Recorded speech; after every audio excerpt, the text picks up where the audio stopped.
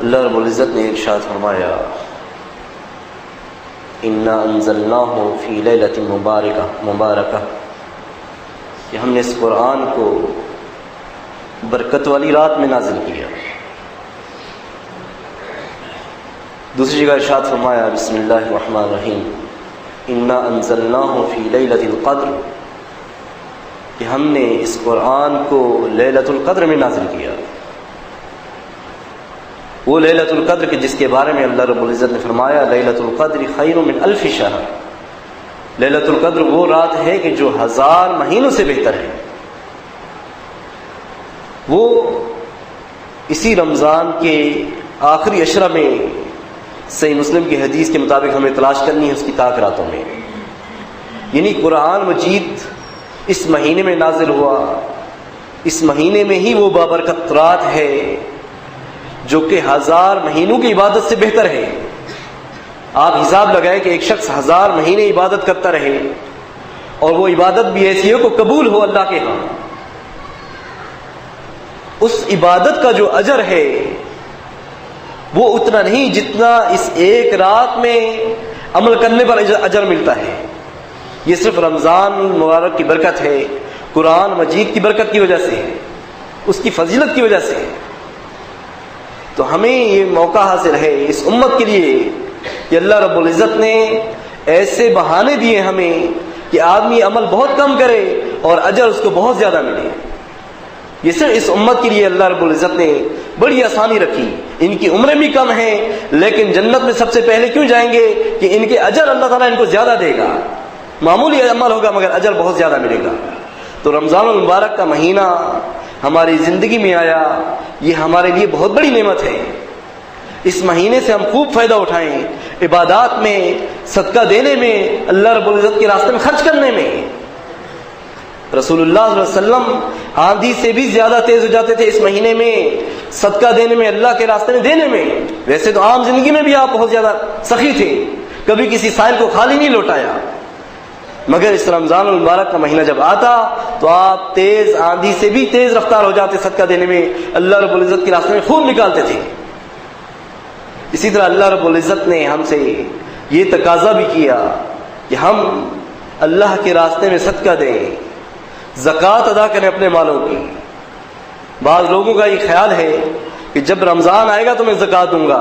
نہیں، ایسا نہیں ہے. جب آپ کے مال پر سال پورا ہو جائے تو آپ کو زکوٰۃ دینا فرض ہے، آپ پر واجب ہے کہ آپ زکوٰۃ ادا کر دیں. آپ رمضان کا انتظار مت کریں.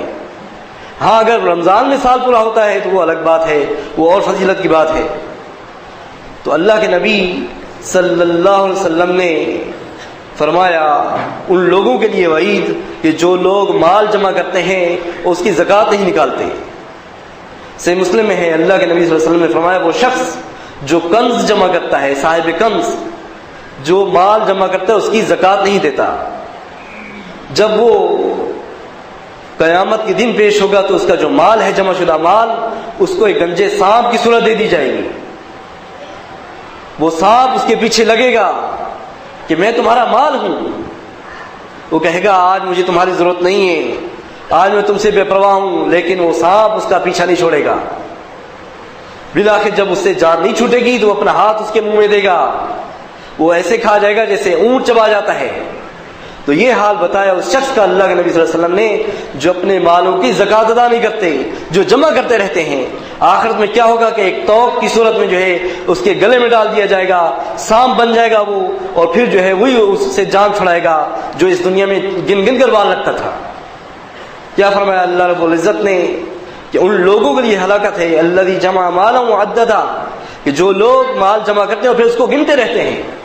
یحسب ان مالہ اخلدا، وہ یہ سمجھتے ہیں کہ جو مال ہے اس کو حیات جاویدانی دے گا، اس کو خلد دے گا، ہمیشگی دے گا. ہمیشگی کہاں دے گا؟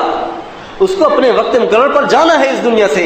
پھر وہ جو مال جس سے وہ محبت کرتا تھا، جس کی زکوٰۃ ادا نہیں کرتا تھا، وہی مال اس کے وبال بن جائے گا. اس نے جمع کیا دوسروں کے لیے، وہ دوسروں کا ہو گیا اس کی مرنے کے بعد، لیکن بھگتے گا وہاں پر وہ خود. اس کا انجام وہ دیکھے گا کہ پھر وہ افسوس کرے گا کہ میں نے کیا کیا. تو اللہ رب العزت کے لیے جو ہے صدقات بھی دیجیے اور زکوٰۃ سے جو ہے ہرگز ہاتھ نہ کھینچیے. زکوٰۃ کی اہمیت اتنی ہے جتنی صلاۃ کی ہے.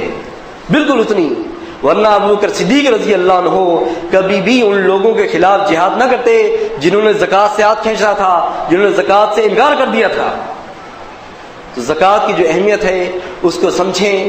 آپ کا جو مال ہے وہ اللہ کا دیا ہوا ہی ہے، اللہ رب العزت نے ہی آپ کو دیا ہے، محنت پر کسی کو نہیں ملتا، مقدر پر ملتا ہے، اور اللہ رب العزت ہی جس کے لیے چاہتا ہے، واللہ یرزق من یشاء بغیر حساب، جس کو چاہتا ہے بے حساب رزق دے دیتا ہے۔ لیکن تقاضا یہ ہے کہ اللہ رب العزت کے دیے ہوئے مال میں سے آپ خرچ کریں گے، صدقات دیں گے، رشتہ داروں کا حق ادا کریں گے، مساکین کا، سائل کا، لیکن جو حق ہے اسلام کا زکوٰۃ اس کو آپ نے ہر حال میں ادا کرنا ہے، کسی صورت میں آپ کو فرار حاصل نہیں ہے اس سے۔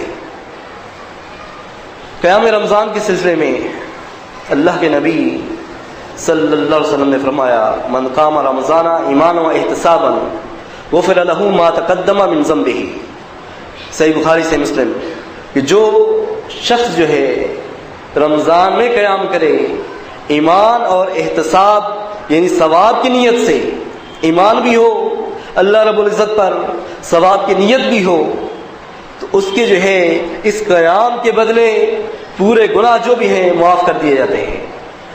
کتنی بڑی بات ہے، لیکن ہم جو ہے دنیا کی لالچ میں آ کر اس سے گریز کرتے ہیں، ہم نے مصروفیتیں نہیں چھوڑتی، اس ایک مہینے میں ہم اتنا اہتمام نہیں کرتے کہ ہم اس کا جو ہے خاص طور پہ آپ دوسرے مذاہب والوں کا جائزہ لیں، کبھی ان کی عام نفلی عبادت بھی ہوتی ہے تو اس کے لیے وہ جو ہے جوک در جوک جا رہے ہوتے ہیں، شاید آپ نے منظر دیکھا ہو، لیکن ایک ایسی چیز کہ جس کی فضیلت بتائی گئی اور اتنی فضیلت کہ ہمارے جو گناہ ہیں تمام گناہ معاف ہو جاتے ہیں، ہم اس کے لیے اہتمام نہیں کرتے، اور اگر مسجد آ بھی گئے تو ہم میں سے بعض لوگ ایسے بھی ہیں جو گپوں میں وقت گزار دیتے ہیں، شریک نہیں ہوتے، تو کیا فائدہ پھر آنے کا؟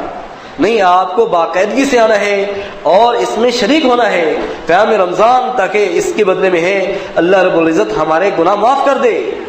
یہ رمضان کی فضیلت ہے، اس کی برکت ہے، اور پھر پوری زندگی میں ہم پتہ نہیں تلاوت کرتے ہوں یا نہ کرتے ہوں پورے 11 مہینوں میں، لیکن ہمیں بہترین موقع ملتا ہے اس بات کا کہ ہم اللہ رب العزت کے کلام کو سنیں اور اس کو سمجھیں۔ یہ ہمارے لیے ہماری ایمان کی تازگی کا سبب ہوتا ہے اور ہمارے تقوی کے جو ہے تقوی میں اضافے کا سبب ہوتا ہے۔ تو تلاوت کا بھی اہتمام کیجیے اور روزوں کے ساتھ ساتھ قیام رمضان کا بھی اہتمام کیجیے، تاکہ اللہ رب العزت نے جس مقصد کے لیے ہم پر روزے فرض کیے ہیں جب یہ مہینہ ختم ہو تو وہ مقصد ہمارے پاس موجود ہو، ہم میں تقوی موجود ہونا چاہیے، ہم اپنا احتساب بھی کریں، اپنے اندر جائزہ بھی لیں کہ پہلے میری کیا کیفیت تھی، اب میری کیا کیفیت ہے، ان روزوں سے مجھے کتنا فائدہ ہوا یا قیام رمضان سے مجھے کتنا فائدہ ہوا۔ ان تمام باتوں کو جو ہے دیکھنا ہے ہم نے، اور رمضان المبارک کی جو خیر و برکت اللہ رب العزت نے ہمیں ہماری زندگی میں دے دی، اس سے پہلے کہ ہم مر جاتے ہیں، مگر ہمیں زندگی میں جو ہے رمضان المبارک کا مہینہ آیا تو اس سے ہم خوب فائدہ اٹھائیں، عبادات میں بھی آگے بڑھیں، صدقات میں بھی، اور زکوٰۃ سے جو ہے اس سے اللہ کے نبی صلی اللہ علیہ وسلم نے بہت ڈرایا ہے، جو لوگ زکوٰۃ نہیں دیتے اللہ رب العزت نے بھی ایسے لوگوں کو وعید سنائی ہے کہ ان کا جو کنز ہے توق بنا کر ان کے گلوں میں ڈالا جائے گا، اس وعید سے ڈرنا چاہیے، ایمانداری کے ساتھ اپنے مالوں کی زکوٰۃ جو ہے امیر جماعت کو دینی چاہیے۔ اقول قولی ھذا واستغفر اللہ۔